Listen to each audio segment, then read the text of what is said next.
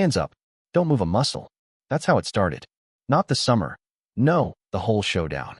A voice like a gunshot on a lazy Sunday, freezing me on the steps with my tackle box dangling, halfway between fishing and whatever this mess was about to become. At first, I thought maybe it was the neighbor kids playing some dumb prank, you know? But when I heard, "You're trespassing on private community property," drop the tool and step away from her, my gut just seized. That wasn't a kid. That was Karen Carter. I heard Emily's voice, my daughter, steady as anything, calling from the driveway. "Dad, don't move." She was barefoot, towel around her waist, and there was Karen, standing in her little too-tight security vest, mirrored sunglasses reflecting the whole lake, both hands wrapped around a pistol aimed right at my daughter's chest. Let me tell you, nothing makes your blood run cold like that. I tried to sound calm. "Karen, what on earth are you doing?" I barely recognized my own voice. She barked back, "Stay back, Mitchell. My jurisdiction. She's under citizen's arrest." Emily didn't even blink, raised her hands just high enough. Voice sharper than I've ever heard it. "Ma'am, you really don't want to do this. Put the gun down." Karen just laughed, a brittle, jagged sound, completely wrong against that peaceful lakeshore. "You think you can break my rules, refuse to join my association, and nothing happens? Not today." My tackle box hit the step. I heard Linda gasp behind me, grandkids falling silent somewhere by the dock. And that's when every instinct in me wanted to tackle Karen, shield Emily. But all I could do was stare at that trembling gun. Emily shifted, just slightly, calm as a stone. "My name is Emily Reed. I'm the elected sheriff of this county. You are committing aggravated assault with a deadly weapon. I am ordering you as a peace officer. Put that weapon down." You could see Karen's brain short-circuit. Sheriff in a bathing suit? She laughed. But from somewhere behind the trees, sirens started wailing, and Karen's grip wavered. Emily, voice low and slow, said, "This is your last chance. Drop it." The whole world seemed to hold its breath. And in that breathless silence, everything about this insane moment snapped into focus for me, the realization that it had all started weeks ago, when Karen first rolled up our driveway in that golf cart with her flashing yellow light, acting like she was the sheriff, not my daughter. The deputies came, finally, and took her away, her silly vest unzipped, the pistol sealed in an evidence bag, red and blue lights flickering over the water. Emily stood off to the side, steady, talking to a deputy. Linda pressed a cold glass into my shaking hands. I sat down hard on the porch steps, the smell of wet pine and burnt charcoal drifting up, my mind already spinning backwards, back to that first morning at the cabin, before the storm. When we bought the place, there was still ice on the lake. Linda, standing at the dock, slipped her hand into mine and whispered, "Mitchell, this feels like home." 42 years as a civil engineer, you'd think I'd be more practical, but in that moment, I knew we were home. The cabin wasn't fancy, but it was ours. Porch sagging, fireplace smelling of old wood smoke, a view that looked painted on. Took us 2 decades to save for it, but it was never about the house. It was about the dock, the porch, the coffee at sunrise. A patch of lake that felt like it belonged only to us. The realtor told us, "Technically, you're outside the HOA." Music to my ears. The first 2 weeks were perfect, mist on the water, loons calling at dawn, fixing up the dock with Motown playing in the background. No talk of rules or dues, just neighbors waving from their decks. Linda put up wind chimes. I built a planter box, little projects to keep my hands busy and my mind at peace. Emily promised to visit when school let out. She was the youngest county sheriff in history, but we never bragged online, just quiet pride. When I looked up our deed for fun, I found a note, exempt from Silver Lake Community Association covenants. Tucked it away, figuring it was just paperwork. Turns out, that line would save our skin. The first hint of trouble wasn't from neighbors, it was from Karen Carter herself. We were still unpacking when she showed up in that golf cart, navy vest, clipboard in hand. She shoved a binder at me, announced our annual dues, $600, payable next month, and handed me a pin to sign right then and there.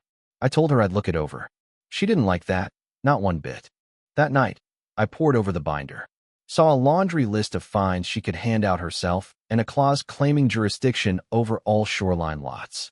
Linda shrugged it off, but something about Karen's bossy manner set my teeth on edge. I wrote her a polite letter declining membership, explained the deed exemption. Figured that was that. It wasn't. 2 days later, a violation notice showed up on my windshield. $50 fine for unapproved landscaping. The crime? Cedar planks stacked by my garage for Linda's flower box.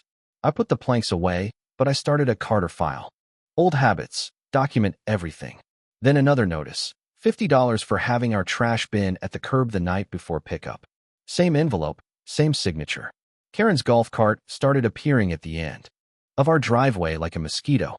Sometimes she sat there for an hour, sunglasses glued to our porch.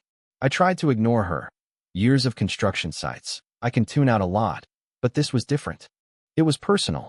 Linda stayed gracious, even brought her iced tea one day, which Karen left melting in the grass. That's when I realized I wasn't just up against a nuisance. I was up against someone obsessed with control. Then came her security support, Ray, a heavy-set guy with tattoos and the personality of a nightclub bouncer. His silent stare made my skin crawl. I documented everything. Dates, times, even the way their cart cut across our gravel border. Emily, when she heard about it, told us to install cameras and keep the file growing. Never give a bully the fight they want, use. Fact, that's my girl. Things escalated. Karen started blocking the road during my birthday cookout, claiming noise violations, taking photos of license plates, embarrassing our friends.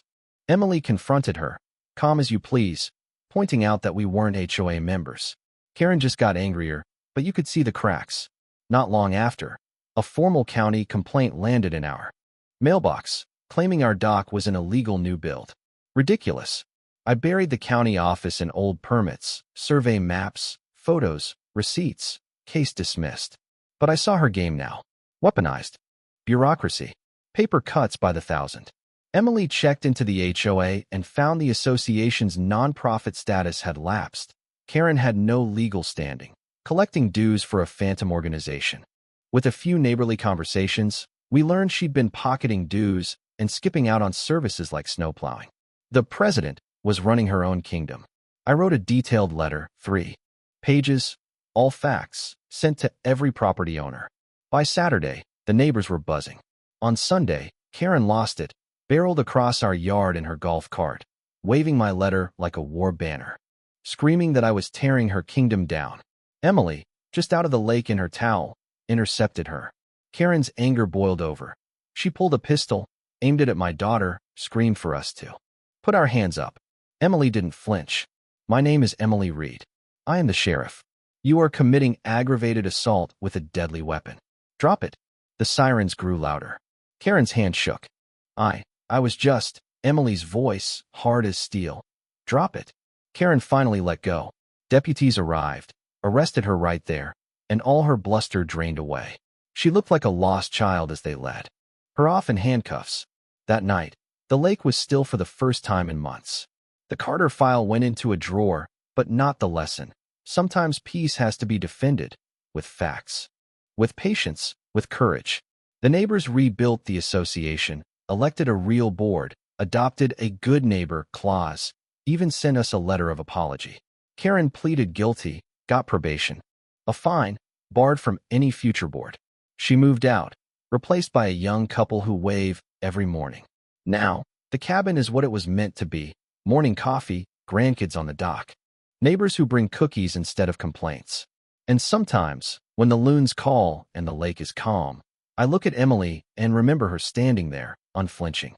That's what it means to hold your ground. Not with anger, but with quiet, steady courage. You know what I mean? So, what would you have done if you were in my shoes? Ever stood up to a bully who thought they owned the place? Let me know down below. Let's see where you stand on justice, community, and holding on to what matters.